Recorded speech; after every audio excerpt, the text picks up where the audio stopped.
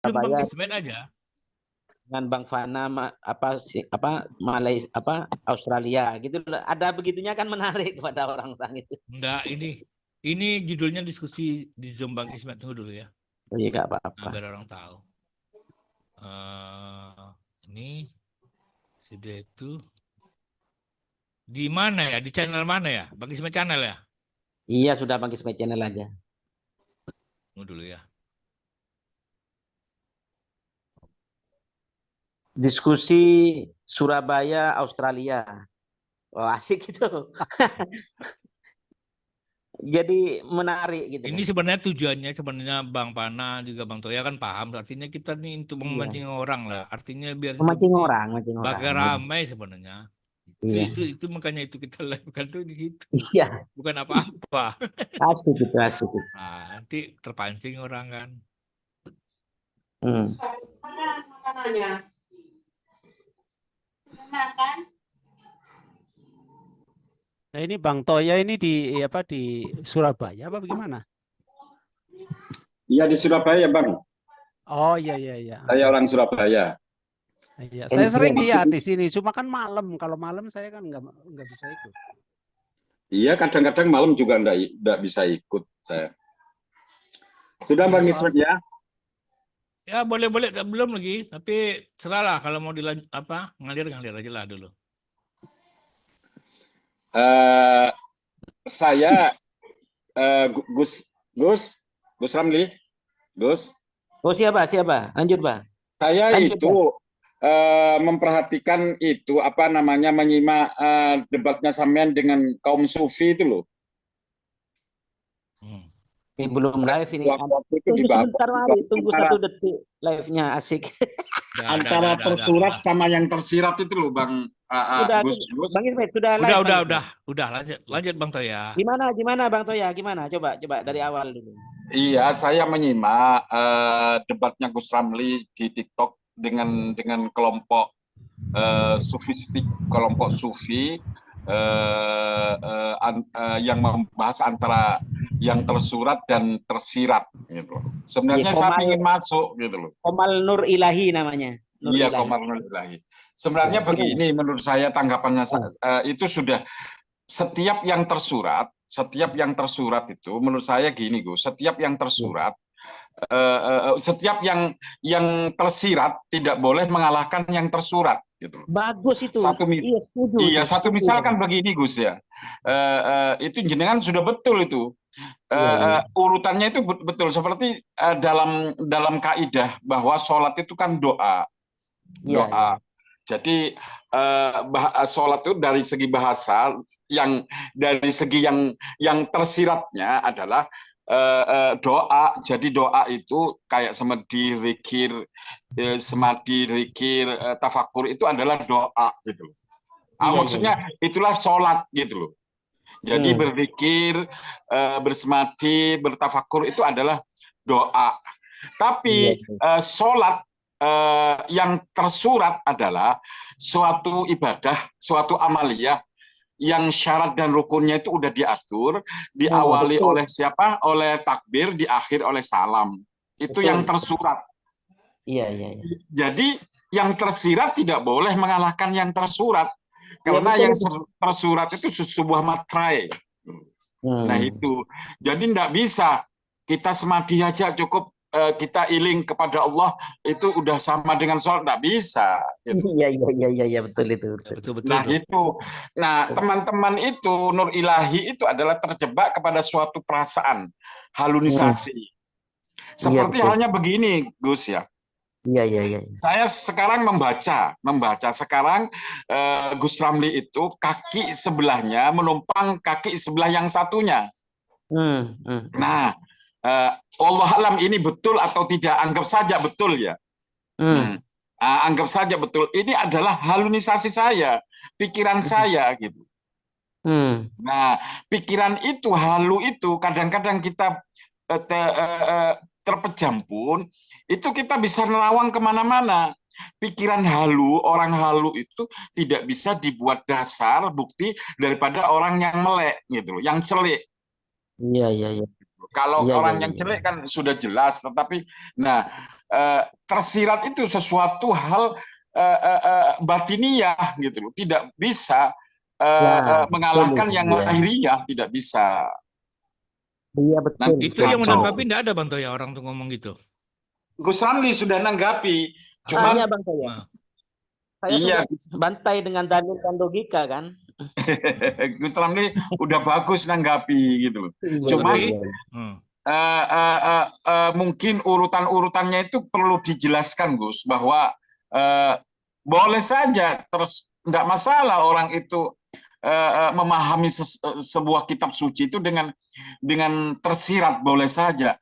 Tapi pemahaman tersirat itu jangan sampai mengalahkan yang tersurat, karena Nah, yang itu. tersurat itu dalil. Betul itu. Iya. Ya, Kalau betul. dibalik, maka dunia akan kacau. Nah, Islam akan rusak. iya. Iyalah, Nah, begitu. ajaran-ajaran baru yang muncul jadinya lagi. Saya Daripada pun, tersirat. Gus ya, saya itu adalah termasuk penganut sufistik. Makanya di WA saya itu ada 3. Saya itu syariatik, sufistik, dan rasionalistik. Coba dilihat di WA saya kan begitu, Gus. Oh iya coba saya lihat ya. Itu Iya, saya penganut sufistik sama, tapi jangan sampai sufistik itu mengalahkan syariatik, tidak. Sufistik ini kan bisa mengarah ke hakikat. Hakikat ini Iya. sulit, Bang Toya. Iya, mata yang Namanya melek. hakikat. Iya, mata yang celik, yang melek itu tidak bisa harus dikalahkan oleh yang terpejam, tidak bisa. Tetap kesaksian yang melek itu lebih dihargai daripada daripada orang yang tidak bisa melihat. Iya itu, kalau sufisme itu tidak lepas dari hakikat. Itu bahasa hakikat. Begitu. Kalau hakikat itu kan bukti tidak nampak, tidak ada, tidak Nah, bisa dibuktikan. Nah, justru itu gimana lagi kan? Hakikat Enggak, itu Bang artinya Ismet kan apa, Bang begini, Ismet? orang di Hakikat orang itu di mana? artinya apa sebenarnya? Itu No, kata-kata hakikat ini kan bahasa Indonesia kan? Saya tidak begitu paham. Hakikat itu apa? Itu hakikat dari bahasa Arab yang ditransfer ke dalam bahasa Indonesia. Iya. Hakikat itu adalah apa? Inti pokok. Bukan dari kata hak. Hak itu kan ya apa hak ya? Yang benar ya, yang benar yang pokok itu hak. Al-haqqu min rabbika, kebenaran ya dari Tuhanmu. Jadi begini, orang-orang di Qomal Nur Ilahi itu sebetulnya dia mempraktekkan langsung ke tingkat hakikat makrifat tanpa memperdalam syariat tarekat, itu masalahnya. Jadi dia itu selalu kita harus mengkaji diri gitu loh, secara yang tersirat. Lo gimana mengkaji diri yang tersirat? Yang tersurat saja tidak bisa dia. Gitu loh. Karena ma'rifat itu apa? Ma'rifat itu sebenarnya apa? Mengenal. Dari arif. Iya, melihat. Iya, bisa melihat. Dia bisa melihat. Ya. Jadi syariat itu ibaratkan apa? Aturan. Perahu. Ibaratnya ini. Tarekat itu ibaratkan samudra. Sedangkan hakikat makrifat itu diibaratkan mutiara di dasar samudra. Bagaimana seseorang bisa langsung mendapatkan mutiara kalau tidak mempunyai perahu dan perahunya tidak berlayar di kedalaman samudra? Kan begitu intinya. Begitu orang di Qomal Nur Ilahi itu memahaminya loncat. Dan lagi dia sampai kepada hakikat ma'rifat itu, yang penting dia tidak punya guru. Dia tidak punya guru yang sanadnya nyambung sampai ke baginda Nabi. Alasannya Tuhan itu maha kuasa. Tuhan itu maha memberi, artinya siapa saja bisa diberi wahyu, gitu loh maksudnya. Wahyu itu terus menerus sampai hari kiamat. Termasuk saya ini bisa diberi ilmu, diberi wahyu oleh Allah, begitu maksudnya. Saya kira yang itu betul loh Pak Gus Romli. Saya kira pendapat saya. Kalau masalah arti hakikat itu sebenarnya bagus loh. Hakikat itu kan artinya, etimologinya adalah kenyataan atau fakta yang sebenarnya. Tapi orang ini kan kalau bicara kan ternyata fakta sebenarnya enggak seperti itu. Bilang Iya, hakikat. betul. Iya Betul. kan? Oh, Mm-mm. hakikat itu artinya itu fakta yang sebenarnya. Itu lebih hebat Iya. berarti. Ya kan? Artinya Iya, begitu. Itu iya, yang iya. real kan? Tetapi kalau Iya, dia iya. bercerita hakikatnya, ya kan? Nanti Iya, hakikat hakikatnya. Tuhan ini kepada Iya, dia. banyak kata-kata di Indonesia Artinya yang fakta kita kan itu seperti tidak itu tahu sebenarnya. artinya. Itu yang jadi masalah. Enggak, tergantung konteks kalimatnya. Jadi pembahasan syariat, tarekat, hakikat, makrifat itu jangan serta-merta diartikan berdasarkan KBBI. Tetapi dilihat kontekstualisasinya. Jadi yang Ya. dimaksud hakikat betul Bang Kismet, fakta yang sebenarnya. Tetapi dalam konteks ini hakikat makrifat itu makom atau kedudukan atau fase tertentu dari pengalaman ruhani seseorang. Itu maksudnya. Salahnya orang-orang itu memaknai bahwa Allah Maha memberi, Allah Maha mewahyukan itu dipahami dengan tanpa melihat konteks. Bahwa wahyu kan sudah terputus sejak baginda Nabi. Yang ada setelah wahyu itu namanya ilham. Ya, Ya, mereka itu oke. tidak bisa membedakan ilham dengan wahyu. Dianggap semua orang berhak menerima wahyu, padahal tidak. Yang Oke, diterima, begini Gus Romli. ya, Yang ya. namanya wahyu itu setahu saya itu kan yang dari Jibril ya. Betul, betul. Ya. Iya, betul itu. Ya. Seperti hadis qudsi itu bukan wahyu berarti. Oh, wahyu. Nggak, bukan dari Jibril itu. Begini, wahyu itu turunnya ada 3 cara. Ada melalui Jibril, ada melalui khatif suara rohani, langsung dibisikkan kepada baginda Nabi. Ya. Ada yang baginda Nabi melalui wahana, bunyi-bunyi apa-apa begitu. Jadi melalui Jibril itu cuma salah satu cara turunnya wahyu. Itulah. Nah, kalau begitu bisa kabur ini, maksudnya di dalam pembahasan yang kita bicarakan. Itu Iya, malah iya. menjadi kabur, berarti kita bisa bilang, oh saya juga mengalami seperti Nabi. Iya.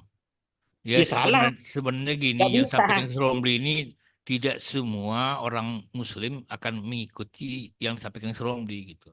Berarti terjadi apa namanya? Konflik. Berbeda pandangan. Gitu. Iya, Nggak berbeda bisa, pandangan karena aja. begini.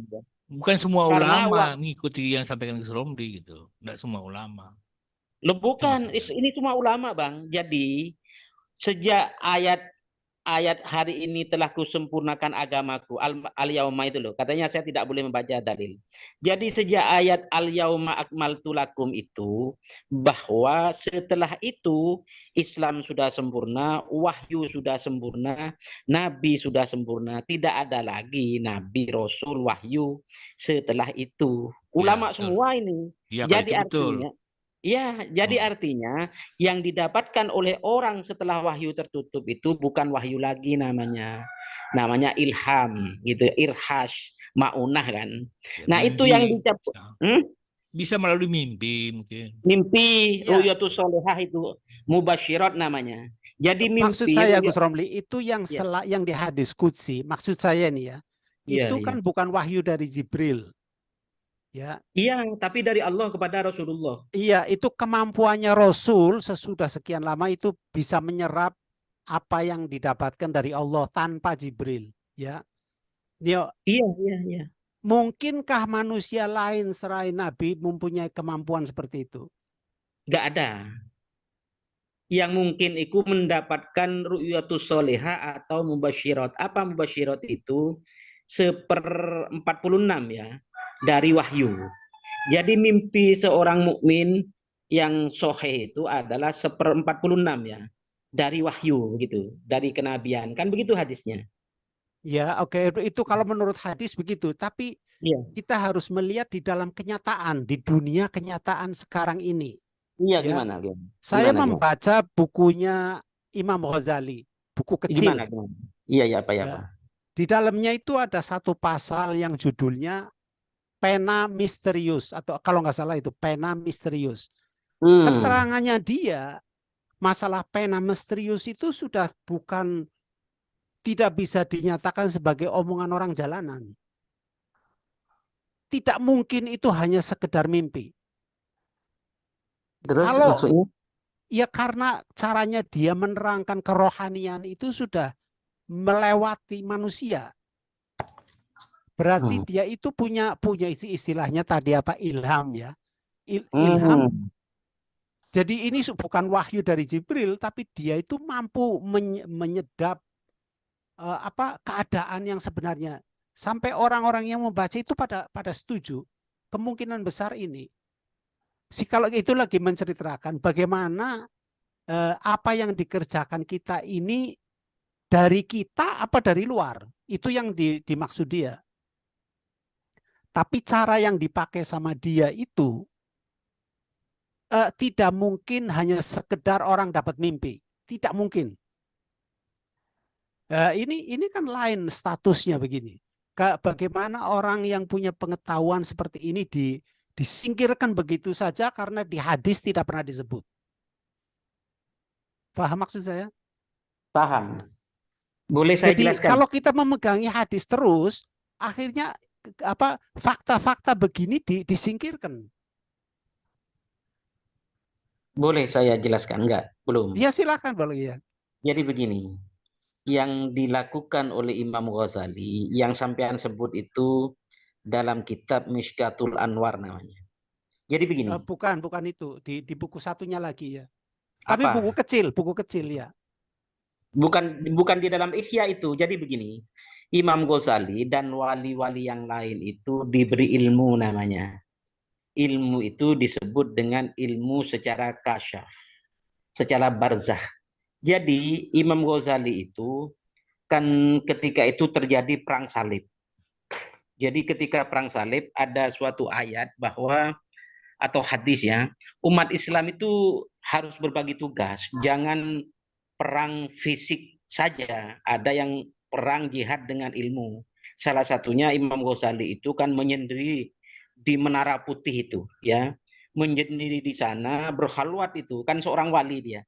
Akhirnya dalam khalwatnya itu Imam Ghazali diberi ilmu langsung. Ya, Imam Ghazali tidak semua orang bisa. Artinya apa?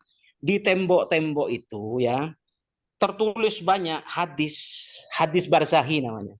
Jadi yang ditulis di Ihya itu semuanya hadis barzahi. Imam Ghazali tinggal nulis saja di tulisan di tembok itu. Makanya hadis-hadis dalam Ihya Ulumuddin ini yang menjelaskan kitab Mishkatul Anwar kan, tentang penulisan di Ihya Ulumuddin. Berdasarkan mustalahul hadis, orang ulama ahli hadis yang menjelaskan ilmu rijal macam-macam itu tidak masuk. Karena ini Imam Ghazali itu masuk dalam sanad barzahi. Sanad yang secara kasyaf. Artinya dari baginda Rasulullah melintasi ruang dan waktu. Jurisprudensinya, patokannya, Rasulullah itu pernah menjadi imam terhadap 124.000 nabi. Padahal nabi-nabi itu kan jaraknya berjauhan dengan jaraknya baginda Rasul. Nah, dari kejadian hadis Isra Mi'raj itu, para wali yang jarak kehidupannya jauh dengan Rasulullah bisa diberi hakikat yang sama, yaitu bisa berjumpa Rasulullah, diberi ilmu itu namanya sanad barzahi. Bukan tidak diakui, itu diakui. Kalau hadis qudsi dan hadis yang lain, kalau hadis qudsi itu dari Allah kepada Rasulullah, tetapi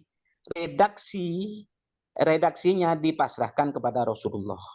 Kalau Al-Quran itu dari Allah kepada Rasulullah melalui Jibril, juga melalui hatifnya Rasulullah, tetapi redaksi dan maknanya ditentukan oleh Allah melalui Jibril. Itu bedanya hadis qudsi dengan Al-Quran. Kan begitu, Pak? Jadi saling mendukung itu, saling mendukung. Makanya dalam hadis, penglihatan atau mimpi yang baik dari seorang mukmin adalah 1/46 dari wahyu kenabian, kan begitu. Begitu Bang yang lain. Diskusi ini kan memang diperuntukkan, dikhususkan hanya untuk Rasulullah saja kan. Iya, betul, Ya, betul. tetapi bukan melalui, memang tidak melalui perantara Jibril ya. Iya, Tetapi betul, mungkin betul. dengan mimpi ya. Ya, Tetapi betul. masalahnya nanti bagaimanapun juga seorang Muslim pasti akan mengikuti jejak aktivitas apa yang dilakukan oleh Rasulullah sendiri kan. Mungkin Iya, Rasulullah mendapat wahyu tetapi dia tidak menyampaikan kepada sahabatnya kan. Tetapi dia melakukan mungkin kan sesuatu yang menurut sahabatnya jadi kok tidak pernah Rasulullah melakukan ini. Tetapi setelah mungkin bisa saja dia bertanya atau orang-orang mengikuti aja apa yang disampaikan Rasulullah, apa yang dikerjakan Rasulullah. Mungkin Iya, iya. begitu. Dia Saya bisa, rasa bisa, begitu. bisa. Ah, ah. Jadi kita nih Ahlus Sunnah Rasulullah ya kan gitu artinya Iya, iya. mengikuti aja artinya. Mengikuti, Nggak harus mengikuti. bertanya kenapa ya Rasul begini kan nggak ada Jangan, seperti tidak, itu. tidak. Iya, betul, Bang Gito. Betul itu. Mungkin ya. Sekarang langsung ngalir, saya diam. Itu ada Bang B, ada Abang Bang B nggak Sivanto. ada. Ada barusan itu. Nggak ada itu Bang Joni ada itu Bang Raja juga. Oh iya. Bang Toya sama Bang Pana ini asik Iya. nggak? Waduh. Coba Sebelumnya itu Bang kalau Toya katanya mau nanggapi ufuk mungkin Iya. ada Ah ya, ufuk. Bang Toya Silakan dengan Bang Toya, silakan Bang Toya. Bang Fana sekarang. Ayo silakan lanjut. Bang Toya bukan Bang Pana, Bang Bang. Toya, Bang Fana. Kalau masalah ufuk itu saya kurang tahu, tetapi kalau arti puisinya waktu waktu masih muda-muda dulu, ufuk itu kaki langit, batas antara langit dan apa namanya dan bumi. Itu begitu, ufuk barat, ufuk timur itu kan Iya. biasa dibuat puisi gitu loh. Iya, Tetapi betul. ufuk secara ilmu falak kan ada ilmu falak ufuk. Saya kurang ahli di dalam ilmu pengetahuan falak. Itu saja tanggapan saya. Kalau masalah Hamas, masalah Amerika Serikat kehabisan apa namanya? Kehabisan amunisi. Itu Nggak apa-apa enggak. di live kan ini. Itu propaganda, politik propaganda, mengingat NATO itu paling banyak. NATO itu paling sedikit itu 21 negara. Dan NATO itu sekarang ini adalah sebuah ormas bukan sebuah ormas ya, apa namanya? Ormas militer lah. Negara-negara. Sebenarnya NATO itu, mengapa NATO kok dikdaya ya, kuat? Karena dia meniru kekhilafahan ajaran Islam gitu loh. NATO itu adalah sebuah koalisi, sebuah apa namanya? Sebuah koalisi militernya, semacam apa namanya? Semacam negara federasi militer gitu. Sama dengan khilafah. Khilafah sebenarnya adalah kumpulan negara-negara kecil dijadikan satu. Cuman khilafah tidak berbentuk federasi, berbentuk aklamasi. Jadi tidak ada negara apa namanya negara Saudi Arabia, Brunei, Indonesia itu tidak ada. Yang ada itu nanti di dalam khilafah itu adalah satu negara khilafah, kekuasaan khilafah. Sedangkan NATO itu adalah sebuah federasi militer. Nah, seharusnya umat Islam ini Indonesia ini biarlah negara Indonesia ini bersistem demokrasi asalkan demokrasinya baik. Brunei Darussalam bersistem kesultanan. Terus Saudi Arabia bersistem kesultanan. Cuman nanti negara-negara Islam ini harus menjadi negara federasi dengan berbagai sistem. Tidak seperti khilafahnya HTI. Karena itulah Allah berfirman di dalam Al-Quran, kaum khilafah itu kan selalu menggambar-gemborkan bahwa khilafah yang dijanjikan oleh Allah itu adalah khilafah min hajin nubuwah. Padahal Allah itu berfirman yang dijanjikan Allah itu bukan khilafah min hajin nubuwah, bukan. Tetapi yang dijanjikan khilafah oleh Allah itu adalah khilafah min qablihim. Kan gini, wa'adallahu alladzina amanu minkum wa amilus solihati la yastakhlifannahum gitu. Maka Allah niscaya Allah, lamnya itu lam taukid ya. Maka pasti Allah akan menegakkan khilafah sebagaimana khilafah min qablihim gitu. Itu jelas ayatnya, sangat jelas gamblang bahwa yang dijanjikan oleh Allah itu khilafah min qablihim. Khilafah min qablihim itu adalah khilafah federasi. Sudah Kita terjadi tahu tuh. ya. Bang Toyo udah terjadi tuh khilafah tuh. Loh, kan gini, siapa namanya waktu itu kan terjadi perang pemikiran ya antara Ratu Balkis dengan Nabi Sulaiman. Boleh saya cerita banyak? Boleh. Kan begini. Ngapuntene Ustadz, Boleh Ustadz Romli? Izin dulu. Oh, monggo itu waktunya jenengan dan Gus Wana. Lanjut. Enggak, kan ada yang senior, anak muda yang pinter kan harus. Nggak apa-apa Iya. lah. Nggak apa-apa. Saya Nanti kalau membawa- Iya. kalau nggak setuju nanti kan dibantah Iya, dengan enggak, caranya. Iya, setuju. kan begini Saya Bang setuju. Gus ya, Saya Gus setuju. ya. Ya, lanjut. Singkat cerita itu Nabi Sulaiman itu mengadakan briefing. Itu ada di surat An-Naml. Nabi Sulaiman itu adalah seorang khalifah yang bernama raja. Kan kita itu kan juga harus tegakkan khilafah walaupun bukan khilafah namanya. Angkat seorang khalifah walaupun bukan khalifah namanya, kan begitu di dalam Al-Qur'an. Jadi tidak harus bernama khalifah karena Nabi Daud itu disebut oleh Allah sebagai khalifah. Ya Daud ini ja'ilun fil ardi khalifah. Tapi di ayat yang lain Allah itu menyebut Nabi Daud itu sebagai malak, raja. Jadi itu hanya sebutan saja. Setelah diadakan briefing, yang tidak hadir itu adalah hudhud, burung hudhud. Burung hudhud ini kan ketua apa nama Awas, ketua apa namanya, semacam intelijen itu loh. Ketua intelijen. Mata-mata. Kalau sekarang ini pimpinan BIN. Kan beliau itu burung hudhud ini adalah mengepalai BIN. Kalau sekarang Badan Intelijen Nasional kan. Jadi apabila ada kekuatan luar, negara luar yang akan menyerang kerajaan Sulaiman, burung hudhud ini tahu karena dia di atas mengawasi gitu loh.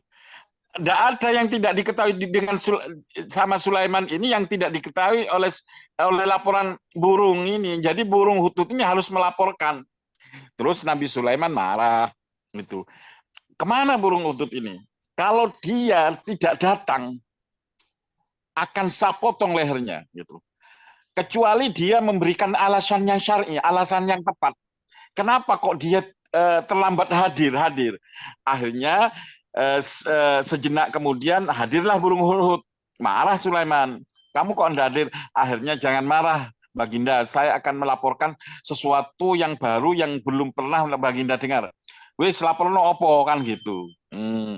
Kemudian burung hudhud itu cerita dalam pengawasannya sebuah kerajaan, dia itu mendapatkan suatu raja yang dipimpin oleh seorang wanita, di mana rajanya itu dia ceritakan kuat, kemudian tentaranya itu kuat kan, makmur macam-macam. Cuman sayangnya dia itu kerajaan itu dan rakyatnya itu adalah dalam sistem penyembahan terhadap api dan matahari itu. Bener tah? Iya bener kan begitu. Iya bener. Akhirnya wes ngene. Singkat cerita, saya tak buat surat, sampaikan surat saya kepada beliau ya, gitu loh. Tapi surat ini jangan sampai di tangan orang lain, harus sampai kepada dia sendiri, gitu loh. Kemudian Nabi Sulaiman itu menulis surat di surat An-Naml itu enggak tahu ayat berapa. Bismillahirrahmanirrahim. Innahu min Sulaiman wa innahu, terus kan ya, itu baca sendirilah di Al-Qur'an. Ini surat ini datangnya dari Sulaiman, kemudian Nabi Sulaiman itu mengajak, saya ini Rasul dan hendaklah engkau menyembah Allah, kalau tidak saya akan datang kepada kalian untuk menyerang negara kalian, kan gitu. Kemudian surat itu dibawa oleh burung hudhud itu, ya namanya burung ya. Begitu ada kelengahan pintu, langsung burung hudhud masuk dan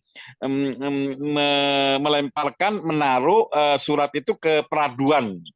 Peraduan itu semacam tempat tidur si Ratu Balkis. Kemudian iya, Ratu Balkis itu. Kemudian burung hudhud kan sebagaimana pesannya Sulaiman sebelumnya, jika nanti surat ini telah engkau sampaikan, engkau tidak usah kemana-mana. Awasi apa gerakan mereka, apa yang mereka lakukan selanjutnya, gitu. Maksudnya Sulaiman itu ngomong begitu, itu maksudnya agar Nabi Sulaiman itu tahu gerakan mereka. Nah, burung hudhud itu sebagai pimpinan dia tidak sendirian, membawa burung-burung lain untuk mengawasinya, gitu loh. Karena itulah di atas singgasananya apa namanya Ratu Balkis itu indah, banyak burung berkicauan gitu loh. Memang kan banyak taman-taman, dan kebetulan Ratu Balkis itu kan banyak taman, indah, subur. Di Al-Qur'an itu dijelaskan kerajaan Balkis itu kan subur. Akhirnya Balkis membuka suratnya itu, loh dari mana surat itu? Akhirnya dia buka, ternyata Nabi Sulaiman. Lah Ratu Balkis itu apa namanya, dia itu kan cerdas. Beliau itu cerdas. Dia itu langsung menyimpulkan demikian. Tidak akan bisa seekor semut pun masuk kepada peraduan saya gitu. Kecuali utusan Sulaiman. Ini berarti Sulaiman ini orang hebat, tidak bisa dibuat main-main. Ini ajakan kepada kerasulannya ini, kepada agama tauhid ini benar ini gitu. Dia udah ragu gitu. Karena kenapa? Jangankan Ratu Balkis ya, kakinya Ratu Balkis itu rakyatnya itu enggak tahu, pengawalnya itu enggak tahu. Karena itulah di dalam hadis itu menyulurkan pakaian di bawah mata kaki itu enggak boleh apabila sombong gitu loh. Jadi saya sendiri ini isbal gitu loh. Jadi saya celana saya cingkrang. Walaupun sebenarnya tidak cingkrang pun tidak masalah, cuman saya ikut-ikutan saja. Sebenarnya bagi saya cingkrang dan tidak cingkrang itu sama saja gitu loh. Nah, gitu. Cuman ikuti itu lebih bagus walaupun tidak diharuskan. Cuman saya itulah karena ada apa, pakaian dulu itu mahal gitu loh, mahal. Jadi kalau orang menjulurkan pakaian itu berarti kaum bangsawan. Makanya betul. Rasulullah begitu. Di dalam Injil itu juga dikatakan Yesus itu berkata, kamu sekarang punya pedang? Enggak. Kalau begitu juallah jubahmu dan apa namanya, beli pedang. Berarti harganya baju itu kalau pedang kan sekarang harganya 700. Berarti baju itu, jubah itu harganya 700.000 deh. Berarti mahal kan? Pakaian zaman dulu itu mahal. Zaman kecil saya itu pakaian itu bekas-bekas pakaian itu bisa dirombeng karena ibu saya itu penjual pakaian bekas. Tapi kalau sekarang kan pakaian bekas tidak laku karena sangat murah. Gitu loh. Demikian juga Ratu Balkis. Akhirnya Ratu Balkis akhirnya ini dilaporkan ke Sulaiman sama burung Uhud. Burung Uhud melaporkan kondisi Ratu Balkis ini sekian, orangnya tidak seberapa gemuk, gitu, tingginya sekian, insya Allah umurnya sekitar 27-35, memang terlambat menikah, gitu loh. Diceritakan semuanya. Sampai semuanya diceritakan, cuman saya tidak tahu kakinya dan tubuhnya. Loh, kenapa enggak tahu? Gitu loh. Kakinya itu katanya kaki kuda. Gitu loh. Karena enggak tahu, kalau mandi ke kolam itu nyemplung sama pakaiannya. Jadi ada tempat ganti sendiri, ada begitu. Jadi rakyatnya itu tidak tahu kakinya. Singkat cerita, setelah dibuka apa namanya? Setelah dibuka surat itu menyimpulkan satu-satunya jalan Ratu Balkis itu harus mengumpulkan bala kerajaan, maksudnya punggawa kerajaan, tokoh-tokoh kerajaan termasuk jenderal-jenderal, menteri dan penasehat untuk dikumpulkan dan merundingkan tentang isi surat itu. Kemudian dikumpulkanlah. Di Al-Qur'an itu dijelaskan, wahai pembesar-pembesarku, aku telah kedatangan surat yang mengaku surat ini dari Sulaiman, dan kita diajak untuk masuk ke agamanya dia, agama tauhid, menyembah Tuhan yang esa. Nah, kalau kita tidak mau, maka dia akan menyerang kita. Kemudian diceritakan di Al-Qur'an itu jelas sekali. Panglima-panglima, jenderal-jenderal itu bilang, wahai Baginda, kita ini prajuritmu, prajurit kerajaan ini kuat-kuat, dan kita ini tidak pernah kalah dalam berperang. Kita kuat-kuat. Perintahkan saja kepada kami untuk berperang dan menyerbu. Maka kami pasti mengalahkan kerajaan Sulaiman. tidak. Kemudian dijawab, ini mohon maaf, ini bacaan dari literatur yang berbagai macam ya, bukan Al-Quran. Siapa namanya Ratu Balkis berkata tidak, ini berbeda. Lawan kita ini berbeda, gitu. Berbeda dengan yang sudah-sudah, gitu. Saya akan cerdas, Ratu Balkis. Saya menyadari ini adalah Sulaiman itu hebat. Akhirnya diputuskanlah kalau memang Sulaiman itu seorang nabi, maka dia tidak butuh harta. Gitu. Kalau dia berbohong, maka nanti kita, kalau dia tidak nabi, maka dia tidak mungkin dibantu oleh Tuhannya dan kita bisa menyerangnya. Gitu. Oke lah, kami mendengar dan kami patuh kepada Baginda. Akhirnya diputuskanlah untuk mengirimkan 11 kereta kuda. Masing-masing kereta ditarik oleh 6 ekor kuda. Gitu. Dan dikawal oleh 700 tentara yang kuat-kuat untuk dikasihkan hadiah kepada Sulaiman. Itu akhirnya kirimkan, siapkan, sepekan lagi kita kirim, persiapkan semua tentara, persiapkan seluruh perkemahan, kan sudah kayak perang begitu, kayak perang dikawal.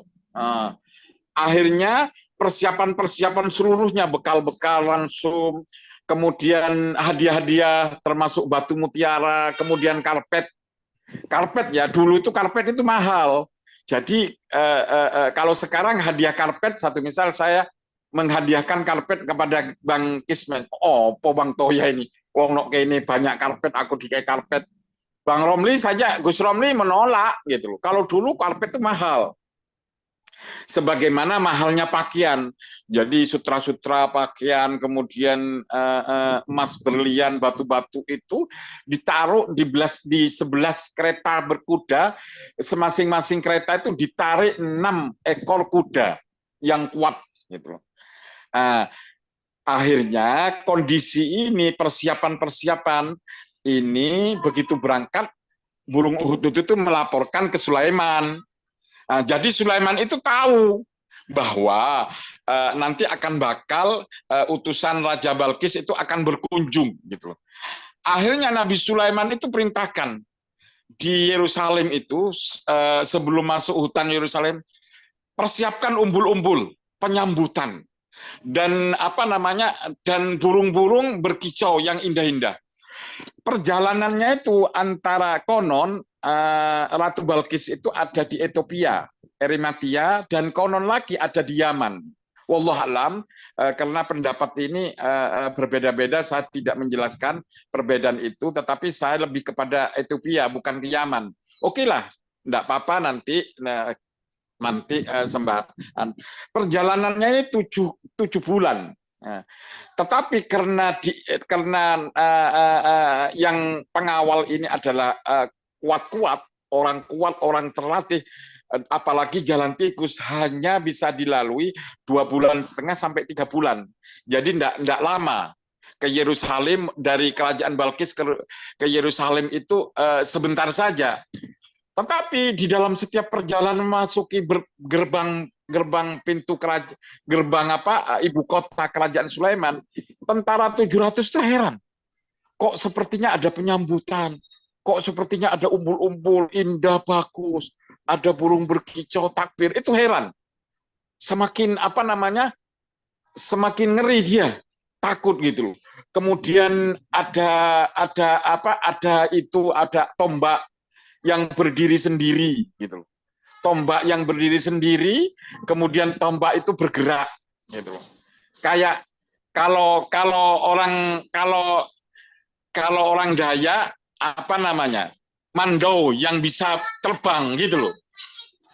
Nah, kenapa kemudian heran, ini ada apa ini kok begitu hebat. Nah, belum perang itu Nabi Sulaiman telah memberikan efek rasa takut kepada, efek rasa gentar kepada tentara Balkis. Akhirnya sampailah ke istana, sama Nabi Sulaiman disambut dengan baik, disuruh makan, Ratu Balkis datang minum. Ratu Balkis itu datang ke kerajaan Sulaiman. Gitu ya. Enggak, ini utusannya saja. Oh, utusan. 700 utusan tentara. Ratu Balkis enggak ikut. Oh gitu, ya lanjut Bang. Setelah di sana disambut dengan makanan yang enak-enak, tapi makanan itu disuguhkan, suguhan itu tidak disuguhkan manusia, jadi piring itu berjalan sendiri, Oh, pisau berjalan sendiri, karena Nabi Sulaiman punya tentara jin, iya. gitu loh. Tapi orang itu tidak tahu, kan dia melihat cuman piringnya berjalan sendiri, padahal yang menjalankan itu jin, tapi tidak nampak itu. Jadi mereka takut, tapi makanannya enak-enak. Nabi Sulaiman tenang-tenang saja. Ada tentara manusia yang lagi menjaga di pintu itu diem. Ada tentara manusia, tapi yang nyuguhkan itu memang sengaja jin-jin itu. Disuruh menjadi pelayan sama Sulaiman. Nah, tentara Balkis ini satu misal, tentara Balkis ingin makan semangka ya, kan butuh pisau. Butuh pisau. Pisau itu diberikan dengan berjalan, dengan terbang gitu loh. Cepat dan sampai di tangannya, di tangan siapa itu, di tangan tentara bisa diiris, kemudian ngiris sendiri seolah-olah pisau itu berjalan ngiris sendiri gitu. Itu. Jadi nginep 7 hari. Akhirnya setelah sepekan, komandan jenderal yang memimpin ekspedisi utusan itu sangat takut dan pikir gentar. Ini perang kita mati sendiri ini. Ada pisau, ada apa? Jalan sendiri. Iya, mikir gitu loh. Mikir. Akhirnya dipersembahkan sama hadiah itu dipersembahkan kepada Sulaiman. Tapi Sulaiman menolak. Penolakan ini ditulis di dalam Al-Qur'an. Allah sendiri berfirman di dalam Al-Qur'an. Nabi Sulaiman berkata, engkau tahu hadiah pemberian dari Allah itu lebih besar daripada hadiah yang diberikan ratumu. Bawa pulang, dan aku sudah siapkan hadiah untuk ratumu. Jadi hadiah itu ditambahi sama Sulaiman. Iya. Jadi hadiah itu ditambahi 22 kali lipat, menjadi 33 kereta kuda yang dibawa. Akhirnya kereta kuda itu keretanya sendiri yang 11 yang 11 kereta itu ditolak, ditambahi 22 kereta yang berisi hadiah yang lebih baik daripada hadiah-hadiah Ratu Balkis itu. Nah, ini kalau kita sekarang dikasih hadiah sama orang kafir, ya mantuk-mantuk saja. Tapi kalau Sulaiman enggak. Ini setelah itu kembali. Kemudian Nabi Sulaiman pesan kepada kepada siapa namanya itu? Pesan kepada ketua kerajaan itu, pimpinan kerajaan itu, pesannya begini: laporkan kepada ratumu apa yang kau lihat, jangan ditambah dan jangan dikurangi. Begitu. Kemudian singkat cerita ini ya. Kalau diceritakan ini panjang dalam perjalanannya, gitu loh, Bang Kismet. Dia akhirnya sampai kepada Ratu Balkis. Kemudian Ratu Balkis itu menyambut. Ratu Balkis Kemudian itu dulu agamanya apa? Ajarannya apa? Menyembah matahari. Ya itu menyembah matahari itu. Oh, iya. Itu di Al-Qur'an dijelaskan itu. Iya.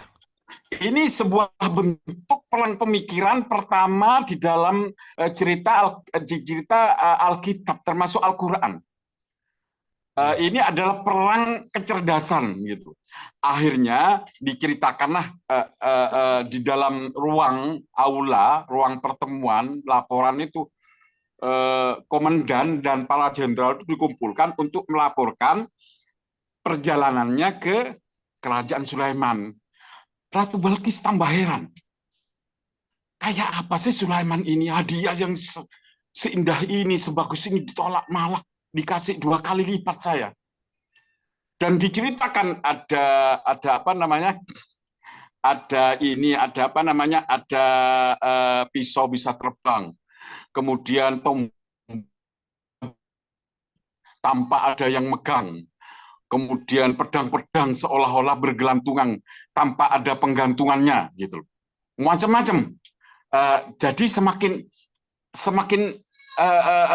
takut, semakin yakin harus berhubungan dengan Sulaiman. Harus Sulaiman ini tidak bisa dihadapi dengan perang. Kalau perang jelas kalah. Karena Sulaiman dalam teknologi militer lebih kuat. Ratu Balkis satu-satunya jalan, kalau demikian satu-satunya jalan, saya sendiri datang ke Sulaiman. Saya akan tahu seberapa hebatnya dia. Gitu. Oke Ratu, persiapkan. Selama 2 pekan ini adakan persiapan. Kawal, pengawal yang hebat-hebat sudah disiapkan. Saya sendiri yang nyelidiki ke sana. Gitu. Akhirnya diputuskan 2 pekan lagi Ratu Balkis akan datang ke Sulaiman dengan dikawal, dengan dipersiapkan seluruh pengawal kerajaan, kemudian peraduannya Ratu Balkis, tempat-tempat yang indah agar Ratu Balkis nanti tidurnya enak di perjalanan, itu sudah siapkan, semua sudah bersiapan dengan pengawalan tentara yang kuat-kuat, yang hebat-hebat, dan persiapan ini tak takut terjadi apa-apa sudah disiapkan semuanya. Karena ini perintah ratu, walaupun tentara itu agak gentar juga, 700 tentara yang sudah pengalaman itu, sudah gentar juga, tapi terpaksa ikut. Akhirnya dipersiapkan semua mobilisasi kekuatan kerajaan harus mengamankan perjalanan ratu ini, karena ini keputusan ratu untuk berkunjung ke Sulaiman. Sulaiman tahu bahwa Ratu Balkis itu akan datang, gitu, akan datang.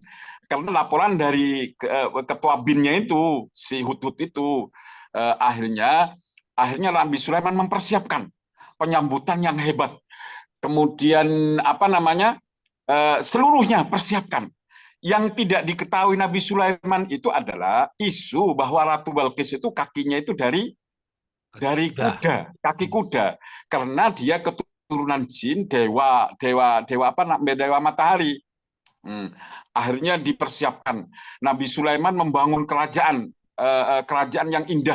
yang indah dipersiapkan untuk penyambutan itu. Diperintah jin-jin untuk membangun, termasuk dibuatkan kolam yang di dalamnya ada air yang beria, ada ikan-ikan yang di atasnya kaca. Itu dilukiskan di Al-Quran di surat An-Naml jelas. Kemudian macam-macam lah tempat Ratu Balkis disiapkan, tempat makan ribuan tentara dipersiapkan seluruhnya, disambut dengan baik, makanannya itu semua sudah dipersiapkan, gitu. Penyambutan dari pintu gerbang ibu kota kerajaan sudah dipersiapkan, umbul-umbul sudah dipersiapkan. Singkat cerita sampailah ke ibu kota, disambut Nabi Sulaiman sendiri, banyak macam-macam makanan, minuman, saudara kan haus dipersilahkan.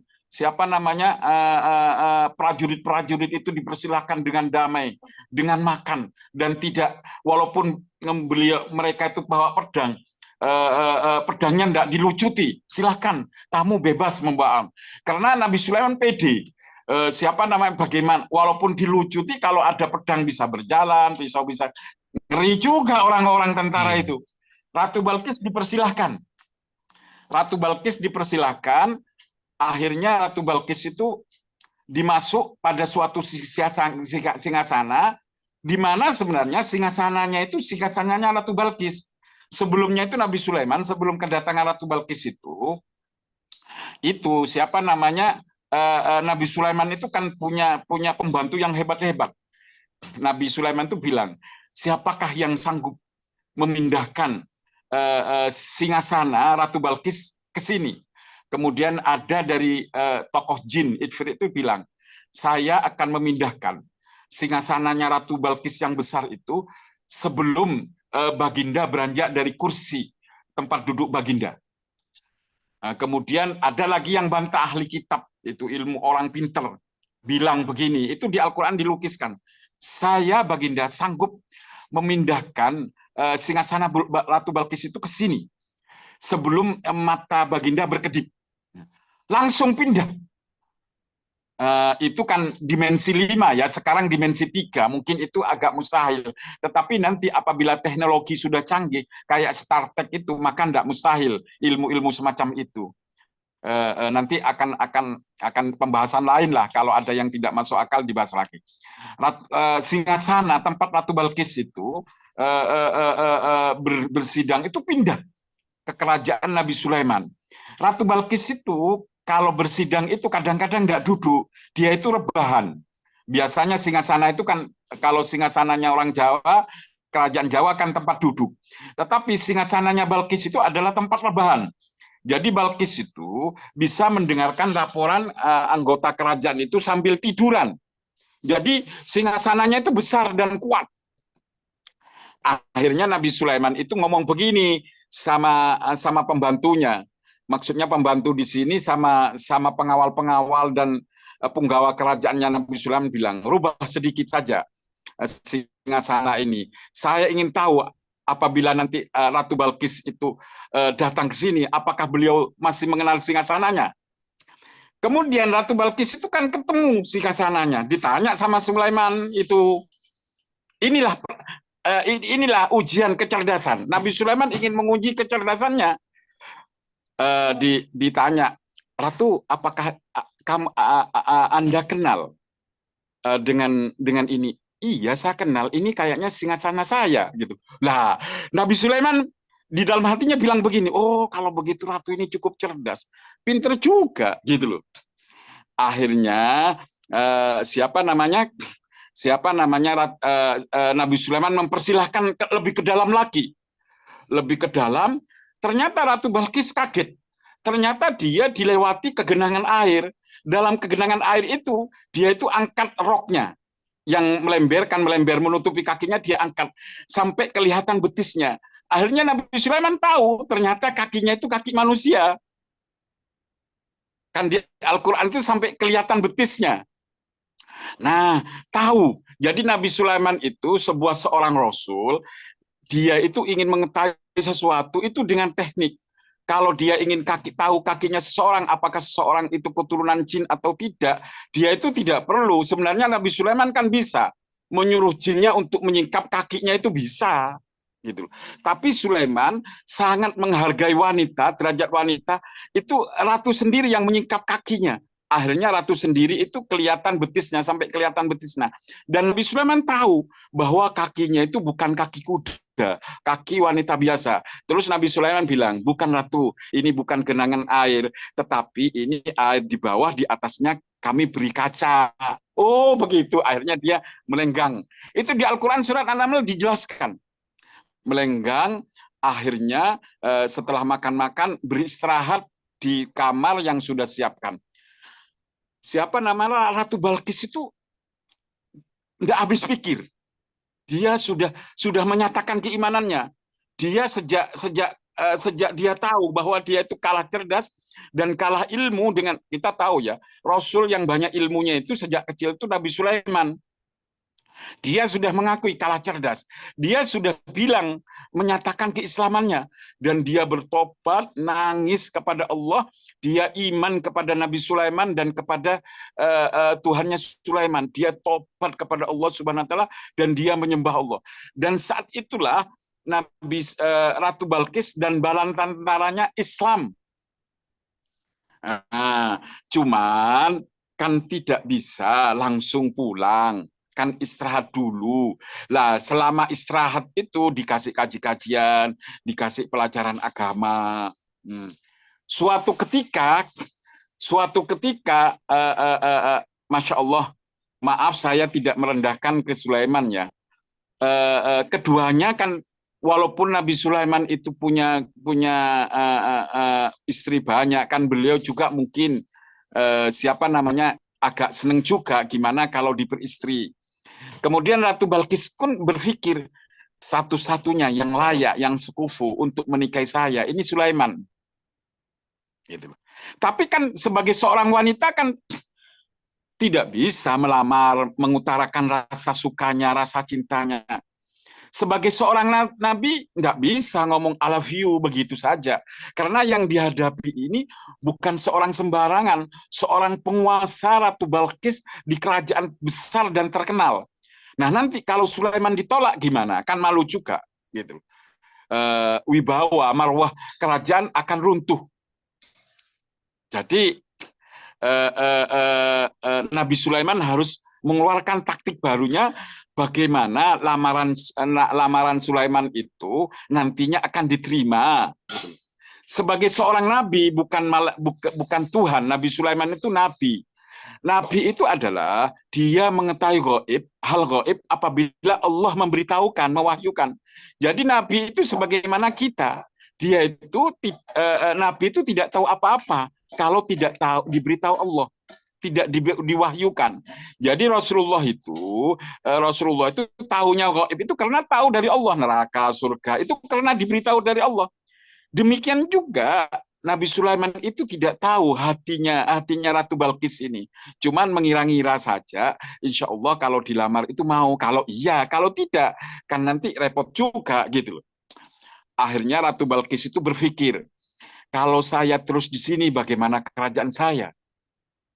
Bagaimana saya akan menegakkan hukum-hukum di sana? Saya harus pulang, harus memimpin kerajaan, harus memimpin umat ini, rakyat saya kepada agama yang benar. Akhirnya Ratu Balkis itu pamit, ngomongnya singkatnya begini.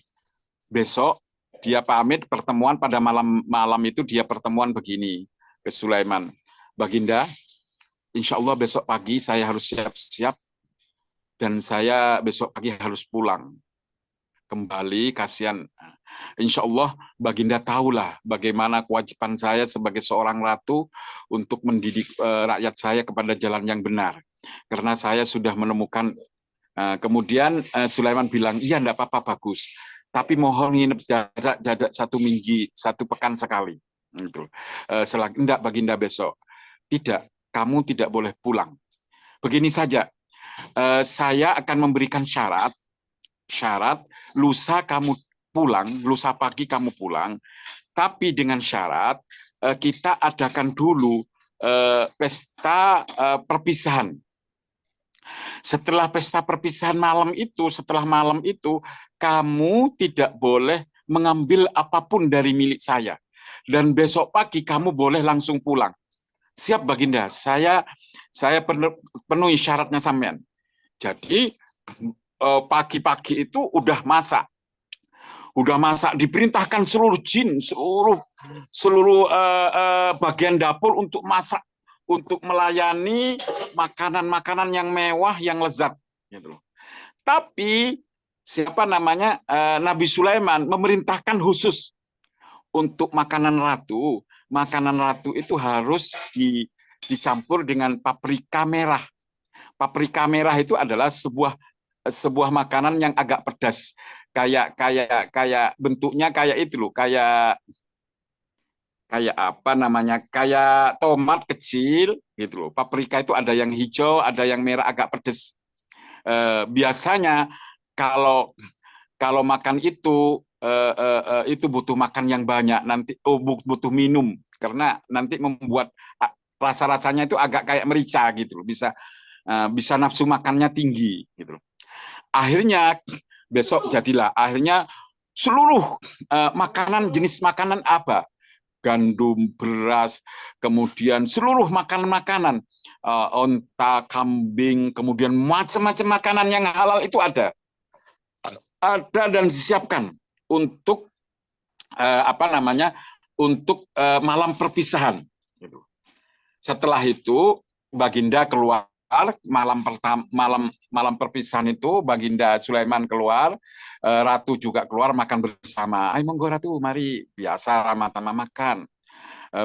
Mohon Ratu makan yang enak ya, makan. Ratu itu makan paprika itu lezat, memang nafsu makannya besar karena memang dikasih nafsu makan alami dan paprika itu. Kemudian menjelang sekitar jam 11, itu apa namanya, udara itu dingin. Waktu malam itu mulai sore itu menjelang maghrib itu sudah itu ada apa namanya, salju itu sudah turun gitu. Sudah turun.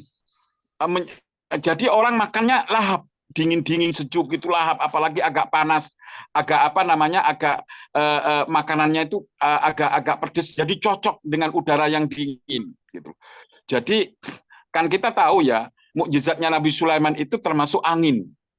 Jadi bisa merubah cuaca gitu loh. Nah, disinilah sebenarnya cuaca salju itu, turunnya salju sejuk itu, udara dingin itu adalah karena ini perintah Nabi Sulaiman terhadap udara itu. Jadi tentara-tentara itu makannya lahap. Lahap, cuman bedanya tentara itu makannya lahap karena memang tentara, tidak ada banyak paprikanya. Tetapi ratu ini makan, dia agak kepedesan sedikit, lahap, karena ada paprikanya. Setelah itu jam 11 sudah kenyang, sudah makan. Besok pagi dia akan makan di pintu gerbang keluar dari apa, ibu kota. Sudah disiapkan, sudah nanti, jadi makannya itu kan nanti di perjalanan itu ada roti kering, jadi semacam itu, gandum kering. Jadi besok pagi setelah subuh beliau itu langsung pulang, bisa, tidak usah pamit ke Sulaiman. Cuman sekarang ini adalah malam ini adalah pamitan terakhir. Ratu udah pamit, Baginda saya pamit, saya harus istirahat agar badan saya fit untuk besok pagi setelah subuh saya akan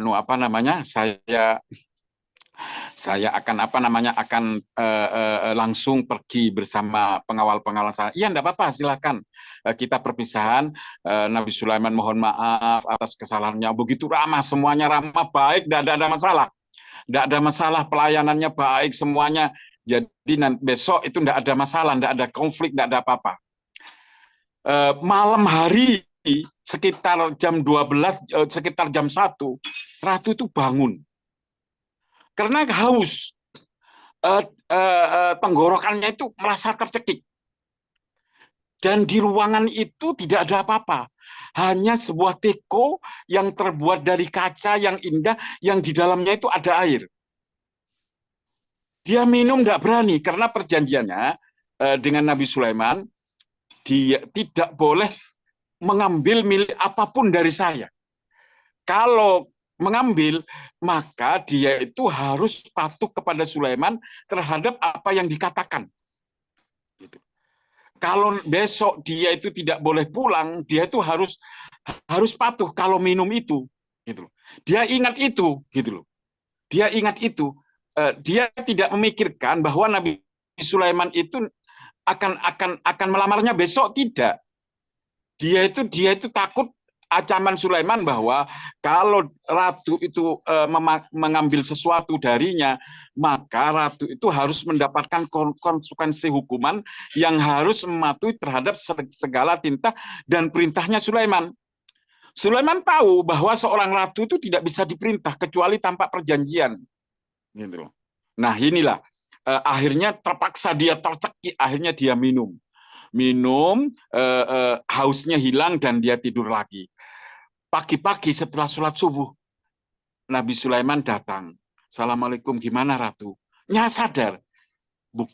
Nabi Sulaiman melihat ke tekonya itu kok tinggal separuh. Maaf Baginda, saya minum. Kalau demikian, Ratu harus menghadapi konsekuensi hukuman dari saya. Ratu siap mematuhi perkataan saya. Siap, terpaksa Baginda, siap. Apapun yang Baginda katakan saya harus mati. Kalau begitu, mulai hari ini saya melamar Baginda, dan Baginda harus siap menjadi istri saya. Sujud syukur. Putri sujud syukur, nangis. Kemudian dia masuk kamar, ketutup, dan diumumkan bahwa hari ini kepulangannya itu ditunda.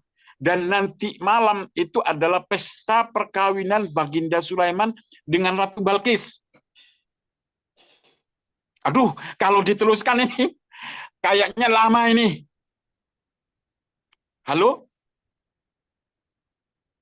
Halo, untuk ya.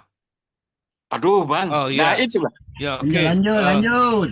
Oh, Bang apa mana tadi ya? Bang Pana tadi ya? Waduh, saya minta Aduh, tanggapan Bang Pana tadi itu. Lanjut, ini Keluar ya. lanjut. itu udah azan. Nanti dilanjutkan, kemudian nanti cerita yang selanjutnya bagaimana caranya Nabi Sulaiman itu menafkahi batin istrinya yang jaraknya sekian ribu kilometer. Itu Tapi nanti katanya saya persingkat ya. tapi bukan kerajaan yang pindah ya? Enggak, Oh. makanya di sinilah akhirnya nanti kerajaan Ratu Balkis itu sebagaimana raja biasa, raja biasa tidak dirubah, hanya menjadi kerajaan federasi. Bagian Iya, selama ini mungkin pemikiran orang mungkin ya, kerajaan tempat rumah arti kerajaan ya, kerajaan yang bergeser pindah ke Enggak. Kerajaan Sulaiman, bukan. enggak pindah. Jadi seharusnya sistemnya khilafah itu adalah khilafah federasi. Makanya Allah berfirman di dalam Al-Quran itu khilafah min qablihim, yaitu Allah menjanjikan khilafah-khilafah sebagaimana Allah menegakkan khilafah di masa lalu. Itu Gus Ramli tahu, bukan khilafah min ba'dihim. Gitu loh. Jadi Makanya yang pindah Allah itu apa berfirman, jadi? Berarti yang pindah yang diceritakan di Al-Quran itu apa? Untuk ya. enggak Ada ada dialog. perpindahan. Hah? Kehilafahan kerajaan Ratu Balkis tidak berubah, sistemnya tidak berubah. Ratu Balkis tetap menjadi ratu, tidak Ya. digantikan oleh Sulaiman, tidak. Oh. Cuman berbentuk khilafah negara federasi. Seharusnya demikian juga kalau kita membentuk khilafah, harus khilafah min qablihim yang berbentuk khilafah federasi. Tidak seperti HTI yang menantang, akhirnya HTI bermusuhan dengan Saudi karena HTI menolak kerajaan Saudi Arabia, bermusuhan sama Brunei karena menolak sistem Kesultanan Brunei. Tetapi khilafahnya Sulaiman itu tidak merubah kekhilafahan yang ada, hanya merubah adalah undang-undangan di dalam bersendikan syariat saja dan akidah penyembahan kepada Allah. Jadi sebenarnya Indonesia ini kalau digantikan khilafah, ya enggak apa-apa, khilafah enggak masalah, asalkan khilafah itu adalah khilafah min qablihim, yaitu walaupun tidak bernama khilafah tetap Republik Indonesia, asalkan nilai-nilai ajaran Islam yang damai, yang humanistik, yang baik, yang berkeadilan itu bisa diterapkan itu, Bang Kismen. Jadi bukan apa namanya? Bukan sistemnya yang seperti promosi khilafah, kaum khilafah seperti saat ini yang harus merubah. Akhirnya bermusuhan setiap negara. Ya terus terang Saudi Arabia marahlah kalau sistem kerajaannya diganggu gugat. Karena kerajaan Saudi Arabia berdasarkan konstitusi negara tersebut, yaitu hablum minan nasnya negara tersebut, gitu loh. Saat negara khilafah yang diajarkan oleh Al-Quran, ajaran oleh Allah itu disebarkan, maka negara manapun tidak akan menolak, karena khilafah ajaran Islam itu humanistik, damai, baik, dan setiap orang akan menikmatinya, tidak berbenturan dengan siapapun, gitu loh. Halus. Jadi Islam itu, ajaran Islam ini seperti yang dikatakan siapa namanya, dai sejuta umat itu, kayak lebah, dia hinggap di ranting manapun, ranting itu tidak membuat patah, gitu loh. Dan ranting itu, jadi maksud Bang Toya itu semacam organisasi yang di Indonesia, tetapi dia bukanlah berbentuk negara, tetapi dia organisasi saja gitu ya, khilafah ya. nanti itu panjang, Bang Ismet, sangat panjang. Jadi sebenarnya menurut saya gerakan-gerakan khilafah sampai sekarang ini kan direkam ya, tidak masalah saya katakan, tidak Quranik, sehingga Gus Ramli insya Allah tahu, beliau tahu sebagai ulama muda, Islam itu datang mendapat damai.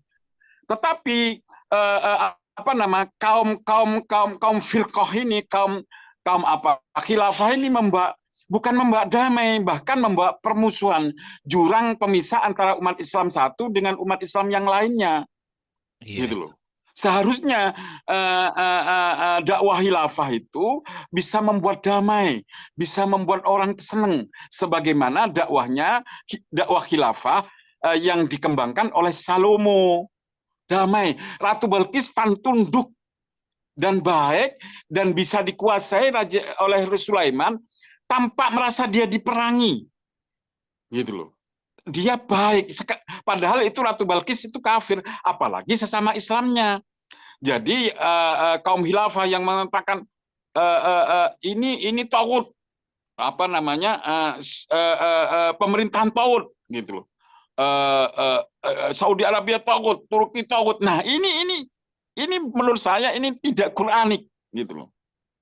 Seharusnya bentuk cara-cara yang Islami yang baik sehingga umat Islam itu bisa nerima.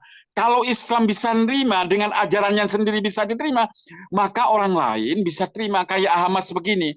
Hamas itu sangat santun, ketawanannya sekalipun. Kalau musuhnya yang mau membunuh itu jadi tawanan, maka makanan Hamas itu sama dengan makanan tawanannya itu. Jadi musuhnya Hamas itu yang ditawan itu, yang akan membunuh Hamas itu, pingin jadi tawanannya lagi. Saking indahnya Islam, seharusnya demikian penyebaran agama Islam ini. Ini Gus Romli itu lebih paham daripada saya, insya Allah. Demikian saya mau salat, sekaligus saya keluar dulu. Nanti insya Allah saya tak ngisi baterai, setelah ngisi sholat sambil ngisi baterai, saya insya Allah masuk lagi. Iya, oke. Nanti saya Afwan, informasikan. Gus Romli. Afwan. Iya, sama Pak. Bagus, Abah. Bagus, Halo, Abah. Assalamualaikum Bang Panji. Bagus. Halo, Assalamualaikum Bang Panji. Ya, saya minta tadi Bang Pana untuk nanggapi, ya juga Gus Romli juga. Tapi enggak apa-apa lah, Gus Romli aja lah dulu kalau gitu. Apa yang bisa ditanggapi dari perbincangan dari siapa? Si Bang Toya tadi.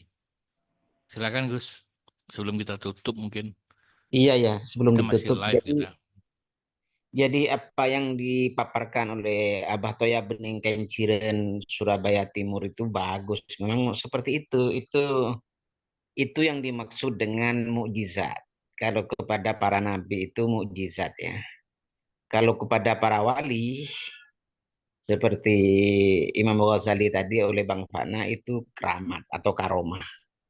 Yang jelas mukjizat dan keramat karomah itu pasti tidak masuk akal, pasti tidak sesuai dengan kebiasaan siapapun, dimanapun. Maka disebut dengan konsep amrun kharikun lil adah. Sesuatu yang pasti tidak masuk akal, pasti bertentangan dengan adat kebiasaan siapapun dan dimanapun. Itulah konsep dasar tentang mukjizat para nabi dan keramat atau karomah para wali. Demikian Bang Kismet. Bagus ini, sudah bisa ditutup. Ya. Sudah saya sebarkan kok. Sudah saya sebarkan. Ya, terima kasih Gus Romli. Memang benar yang disampaikan Gus Romli, yang justru itulah pada saat zaman-zaman dulu itu apabila ada keinginan orang untuk melakukan atau bersyukur atau melakukan semacam persembahan ya kepada Tuhan, tetapi salah objeknya. Justru itu salah objeknya, justru itulah Tuhan menurunkan Rasul ya para nabi, para nabi dan Rasul untuk meluruskan hal itu ya. Nah, artinya enggak mungkin dia menyembah matahari kan, tadi kan selama-lamanya begitu dengan jumlah yang begitu banyak ya. Justru itulah Allah perkenalkan dirinya melalui para nabi dan rasul tadi, mungkin begitu ya. Memang cerita nabi-nabi dulu itu hampir sebagian seperti itu ya guys ya.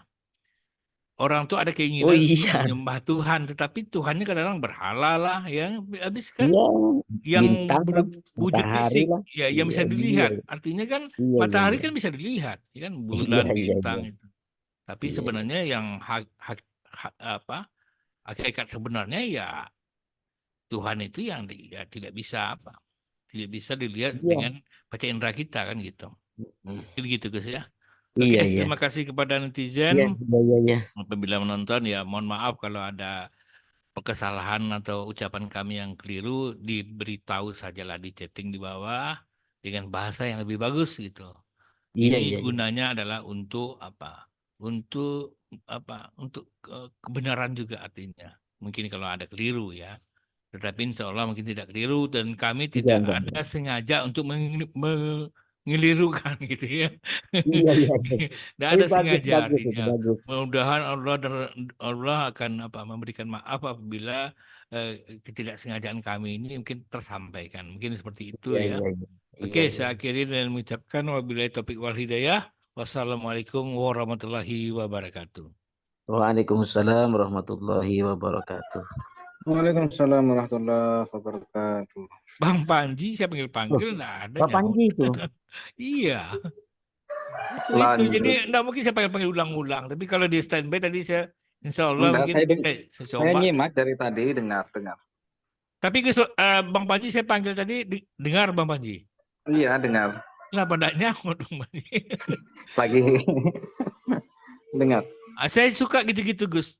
Dari siapa ini? Dari Bang apa tadi? Bang Toya tadi. Ya Bang kan? Toya, Bang Fana juga Ya bagus dia itu. ceritakan gitu ya.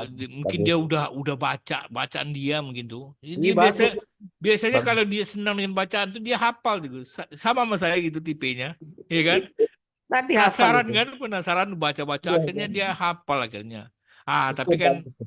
asiknya nanti mana tahu tadi itu entah Bang Pana apa bisa cerita apa. Ya, Mungkin dia mau kapan-kapan. menambahkan kayak Gus Romli mau menambahkan atau apa. Ya, Kan Bang asik. Fana, Gus Iya. Panji, yang lain-lain nanti itu. Oh ternyata gitu ya. Kerajaannya enggak pindah deh Gus ya. Itu baru Enggak, saya tahu. Oh, enggak. iya. Penyampaian pikiran saya gitu dari itu. Jadi Enggak. jin-jin ini disuruh pindah bendanya tuh kerajaannya itu di samping tidak kiranya itu tetap Nah, aja ya. tetap di selatan, Sulaiman di Hmm. utara di Palestina itu. Hmm. Lalu orang tuh menikah ya di apa ya? Ya menikahnya di Palestina itu kan berkunjung itu. Iya. Tapi Sulaiman tuh umurnya panjang Gus ya. Oh iya, iya. Hah? Panjang. Ibu itu. Kalau tidak pindah ya, jadi beri cerita-cerita yang beredar bahwa Ratu Bilqis itu kerajaannya yang dipindah dengan sekedip mata, bahkan lebih cepat gitu. Itu cerita dari mana ya? Iya, itu yang saya pernah dengar itu. Singgasananya. Iya, singgasana itu berarti kan tempat dia sebenarnya. Itu namanya singgasana. Bukan, singgasana kayak tempat duduk gitu loh. Itu yang saya enggak tahu. Saya pikir singgasana itu Iya. misalnya kayak Gus Romli, rumah Gus Romli itu pindah ke dekat rumah saya gitu. Singgasana Gus Romli kan rumah. Kiranya tempat tidur Gus Romli bukan, singgasana itu tempat duduk. Makanya tadi dibilang tempat duduknya panjang karena sambil rebahan kalau memerintah itu loh. Gitu, kayak kursi besar gitu lah. Saya malah berdapat informasi baru nih, alhamdulillah lah. Iya itu. Ternyata bukan itu singgasana. Saya pikir utuh rumah itu utuh gitu. Enggak ya kerajaan itu. Enggak kiranya. Iya sepemahaman saya itu kalau dulu lah itu singgasana itu ya satu kerajaan itu yang diangkat. Bukan. Satu istana itu. Berarti Bang Panji sama saya dulu pikirannya. Iya. Itu bingung mulai saya. Itu asik itu justru itu. Dengan saya kira kan satu istana, satu kerajaan itu diangkat gitu. Pemahaman saya gitu. Iya, kursi kepresidenan misalnya itu, kursinya saja yang dipindah, istananya tetap dijaga. Jadi ya, akhirnya kan timbul pertanyaan, kalau dia menikah berarti mereka ini tugas masing-masing, yang istrinya di kerajaan sendiri, sementara Sulaiman juga di kerajaan sendiri kan gitu? Ya. Iya kan? Ya kan nanti dijelaskan itu waktu malam Jumat enggak tahu deh. Ya, nanti malam Jumatnya dijelaskan nanti memakaian kan Sulaiman itu punya mukjizat. Iya, dengan bisa langsung pindah ke sana. Iya nanti. Oh, gitu. Nanti dijelaskan oleh Bang Toya itu, seri kedua itu. Iya, asik juga dong. Asik itu. Iya. Asik ya. Gimana Bang Panji? Enggak Bang Panji ini. Bang Panji ini artinya sama nih, seilmu sama saya nih. Iya.